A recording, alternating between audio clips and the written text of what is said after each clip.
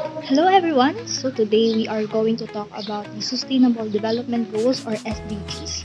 So super quick background lang, SDGs are a set of 17 goals created by United Nations na ang aim ay gawing mas maunlad, patas at sustainable ang buong mundo by the year 2030.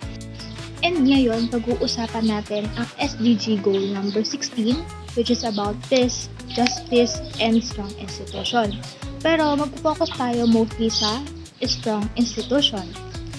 So, bakit nga ba mahalagang pag-usapan at i-advocate ang pagkakaroon ng isang strong institution?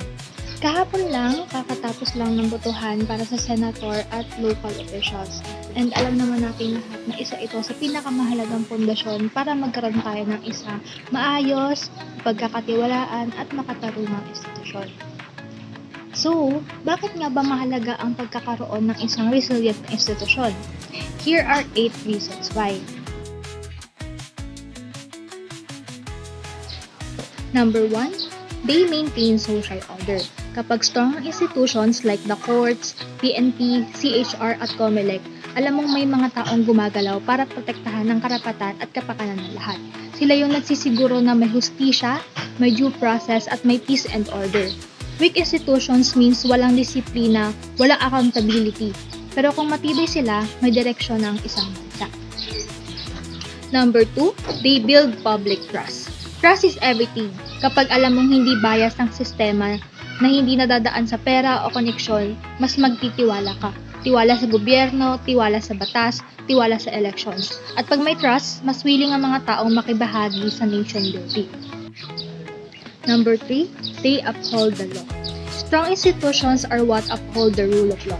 Lahat ay equal, walang exemption, walang special treatment. Kahit sino ka pa, kung nagkamali ka, may proseso. Ito ang nagpapanatili ng hustisya sa lipunan. Kung wala nito, parang jungle ang bansa. Survival of the most powerful. Number 4, they fight corruption. Isa sa pinakamalaking problema ng bansa ay corruption. Pero kung may malakas tayo na institutions tulad ng COA, Ombudsman at Senate hearings, may checks and balances, hindi basta-basta makakalusot ang anomalya. Sila ang watchdog ng bayan. Sila yung nagsisilbing tagabantay at tagapanuri ng mga budget. Number 5, they promote transparency. Transparency means may access ang publiko sa impormasyon lalo na sa mga desisyon at pondo ng gobyerno. Alam mo ba kung saan napupunta yung bawis mo? Alam mo kung may red flag? Strong institution promotes open governance at yan ang nagpapalakas sa democracy. Number 6, they respond better in crisis. May sistema, may plano, may aksyon. In times of disaster, health emergencies or conflict, ang mga matatag na institusyon ang nagpapalakad ng relief, recovery at resilience program. Number 7, they give people a voice. Strong institutions empower citizens, pinapakinggan nila ang reklamo, ang hinaing at ang mungkahi ng mga tao. Hindi ka invisible, may access ka sa serbisyong dapat sa'yo, at may chance kang makilahok sa decision making. Last but not the least is they sustain peace. Peace is not just about the absence of war.